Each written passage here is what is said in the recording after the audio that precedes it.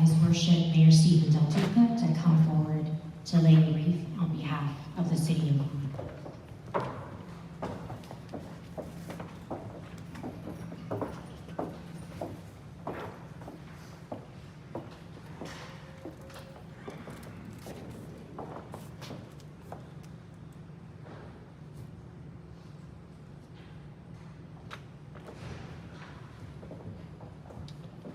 You may now be seated.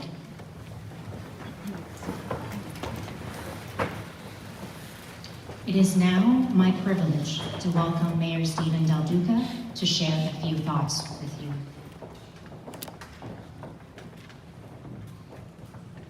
Well, good morning, everyone.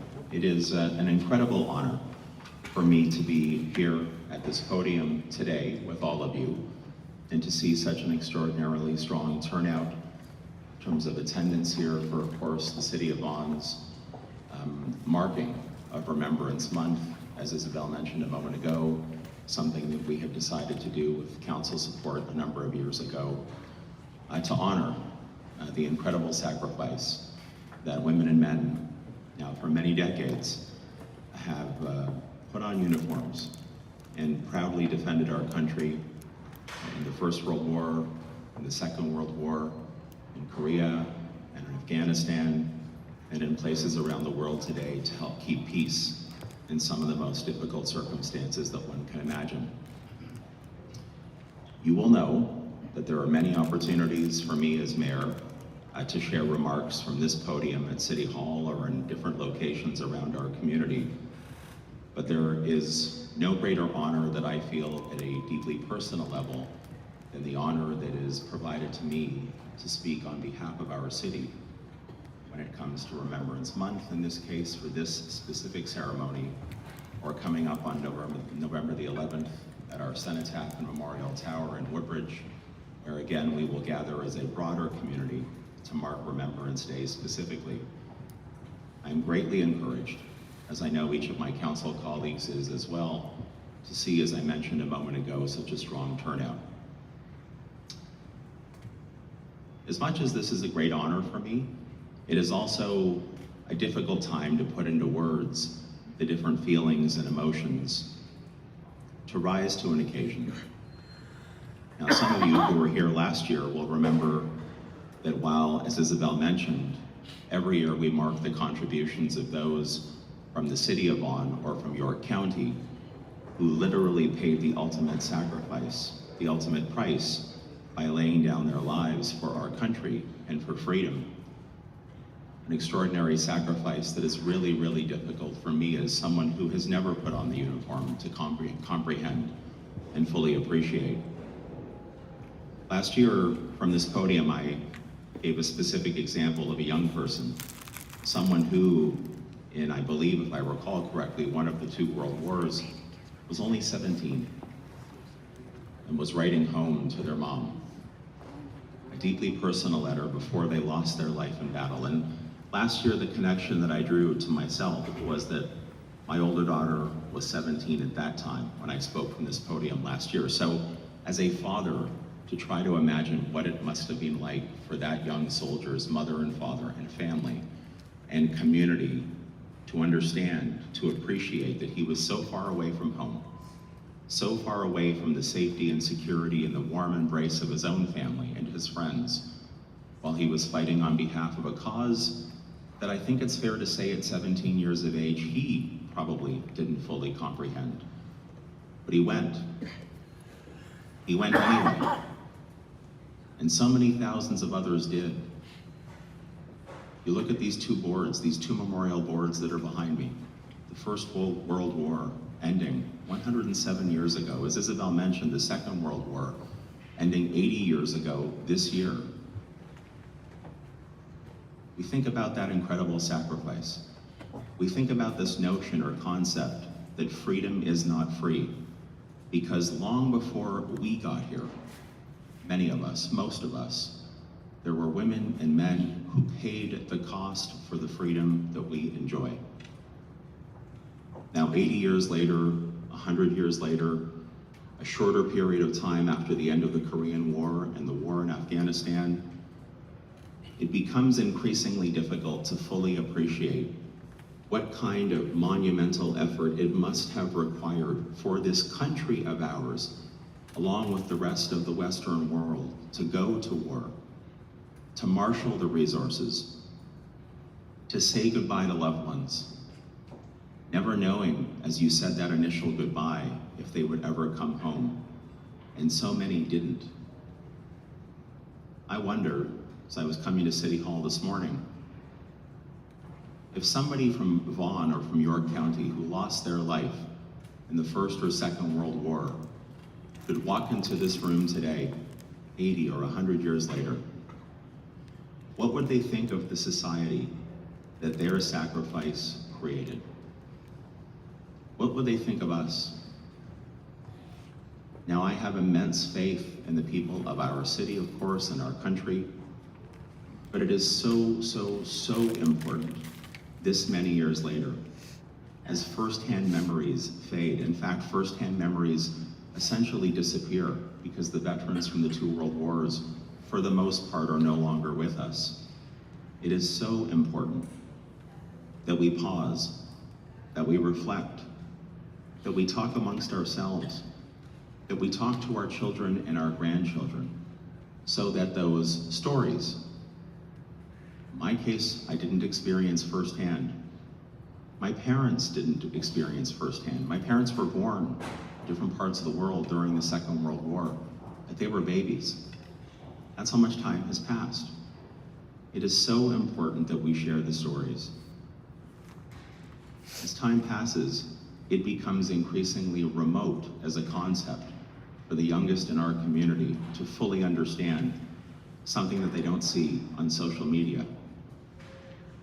Some people will talk about how we've drifted. There's more polarization in our society today than perhaps ever before. Maybe that's true, but the month of November is a time for us to push back against that by remembering the incredible sacrifice, by remembering the lives lost, by remembering those who were on the front lines to fight for us, and those back at home, as Isabel mentioned, who got involved in the war effort, who stepped up, who rallied, who literally gave the fuel that those on the front lines needed to continue in what must have been appallingly difficult circumstances.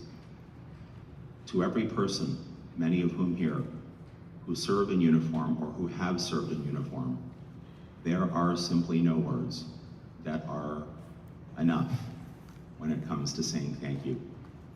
To the women and men of Vaughan or York County or this country who left their loved ones, as I mentioned a moment ago, traveled to different parts of the world, trained, and were thrown into battle circumstances that you read the accounts, it's impossible to fully grasp what it must have been like. They never came home. So as we go forward throughout the month of November, we think about Remembrance Month, we think about Remembrance Day, and by the way, please, all of you here today, if you are able, I urge you to come on November the 11th to our city's Remembrance Day ceremony. It is important, so important for our broader community to be together on that day so that the words thank you, the acknowledgement of the exceptional and ultimate sacrifice, is something that is never ever lost here locally. I'm also going to mention one quick thing I meant to last year and I didn't. I know every time we gather together as a community here in this building or at events across our city, we are all very proud to stand and to sing, or at least listen, to our national anthem. And it was a wonderful rendition of the anthem that we heard here today. Thank you again. I just want to remind all of you, our Canadian national anthem is meant to be sung, and sung loudly and sung proudly. And so I encourage everyone, when you hear the anthem play and you stand, remember those words toward the end of the anthem about how we make that collective pledge as a country to stand on guard and to be on guard and sing the words. And as you sing the words, not just on November the 11th, not just today on November the 3rd, not just in a fleeting moment once a year, but all 365 days of the year, sing the words, remember what they mean, be loud, be proud, and when you say that we stand, we pledge to stand on guard for this country, remember in particular those in uniform who paid the ultimate sacrifice and never came home. I will just finish up by mentioning, you can see that I and many members of council are wearing unique poppies today. I did want to acknowledge the Vaughan resident who was kind enough to provide these to us. Roseanne Ranella Paracelli. Roseanne, I know you were here somewhere. There you are. If you could just put up your hand so people can see you. Roseanne, yes, please, a round of applause for Roseanne. These are very, very beautiful, very touching. I just want to confirm that they are available. They can be available for purchase, I guess is the right way to describe it. But it's a donation. When I say purchase, I meant a donation that would be going to support the Royal Canadian Legion, which is such an important thing for us to do. We know that our veterans deserve our support at all times. I also wanted to acknowledge 283 Woodbridge Legion Canadian Air Cadet Squadron. 283, we are so proud of our air cadets. We see them of course here today. We see them at functions around the city from time to time. When we talk about sacrifice and we talk about how we need to carry the memory forward and the gratitude forward to future generations. When I talked a moment ago about people who might have fought in the First or Second World War, if they could be here today, what would they think of the society we have? Well, look at the Air Cadets. Young women and men who have chosen to step up and to put on a uniform and to be proud to put on a uniform. And if you've taken any time, if you have a chance today before you go back to work, talk with one of them, speak with them. I've had the honor of doing that. And you hear in those conversations their sense of sacrifice and duty to something larger than themselves. That is at the very essence of what we are saying thank you to the veterans for. Yes, they laid down their lives, the incredible ultimate sacrifice, and the gratitude that we feel to those who are no longer with us, who never came home. Those who did come home and who were changed, often not in very good ways forever.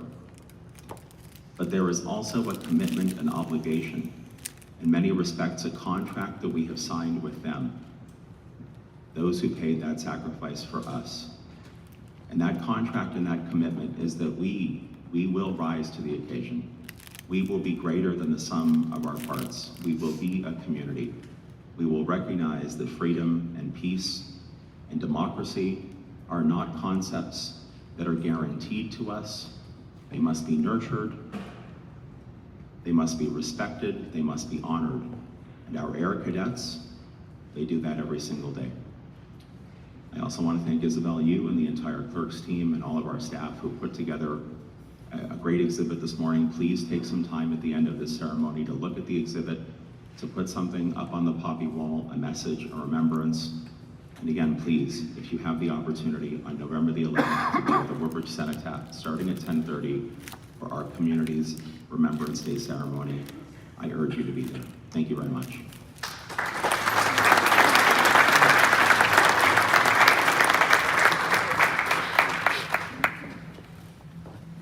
Thank you, Your Worship, for sharing those thoughts with us. I would now like to welcome back Sarah Papini to sing John McCrae's poem, In Flanders Fields.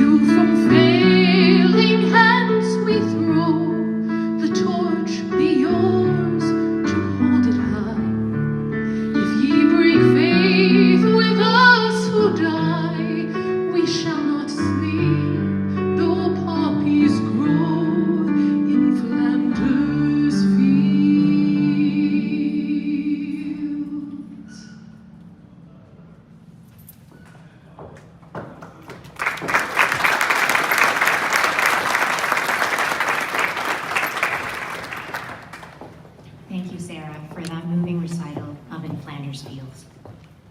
I would now like to welcome to the stage Sergeant Gia Bendari from the Woodbridge Air Cadets, who will share with us a few words about youth involvement in Vaughan and Remembrance.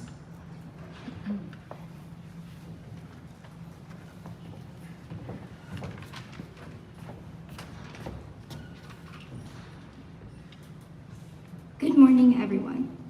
Today we gather to celebrate November 11th, Remembrance Day. It's a day to pause, reflect, and honor the men and women who served our country, many of whom made the ultimate sacrifice so that we could live in peace and freedom. Over a century ago, the year 1918, on the 11th hour of the 11th day of the 11th month, the First World War came to an end.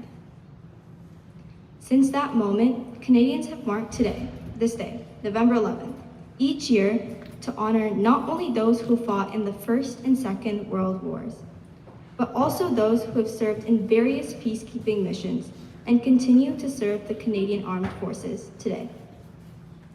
When we wear a poppy, it's not just a symbol, it's a promise to remember.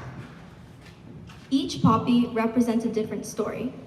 A young person who left their families and everything familiar to defend the lives and freedoms of others. Many never returned, and those who did were forever changed. I often think about what it must have been like for these individuals. The fear, the hope, the courage it took to face each day knowing the risks. It makes me reflect on my own life, my freedoms, and the responsibility I have to live in a way that honors their sacrifice. Remembrance Day reminds us that peace should never be taken for granted. The quiet we experience today was earned through the courage, sacrifice, and love for our country. It makes us think about what kind of world we want to build. One filled with kindness, understanding, unity, instead of conflict. When we take our moment of silence, let's really take that time to reflect. Think of the soldiers in muddy trenches, the nurses who cared for the wounded, and the families who waited every day anxiously for their loved ones to come home, as well as the veterans who carry those memories till today. We also remember the people who continue to serve, those who wear the uniform right now, standing for peace and helping others around the world. Their service continues the legacy of those who came before them. Remembrance Day isn't just about the past. It's about the future. It's about learning from history so that we can build a world where no one has to experience the pain of war again. So today and every day, let's remember with gratitude. Let's honor with respect. Let's live in a way that reflects the peace and freedom they fought so hard to protect.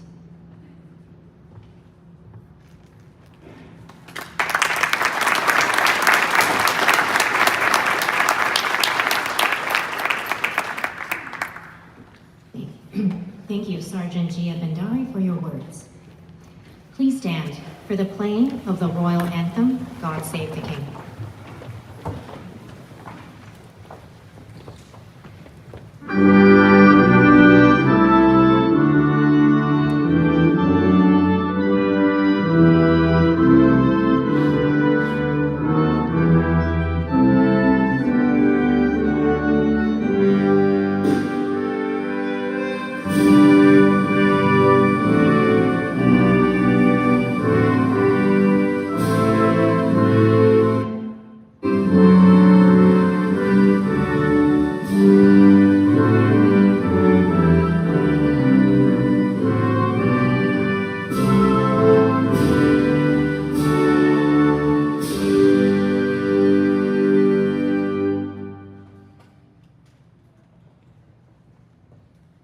Thank you. Please be seated.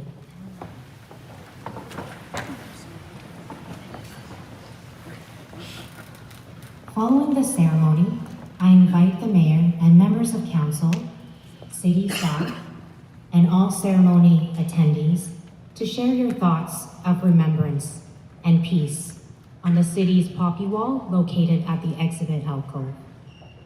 Once you submit your message of remembrance and peace, I also invite you to view the city's The Fight for Freedom exhibit. Thank you all for attending this year's ceremony, lest we forget.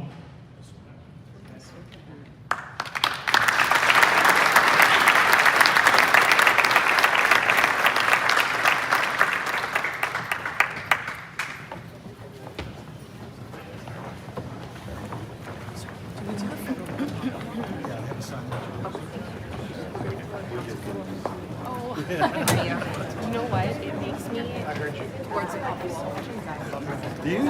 Come on.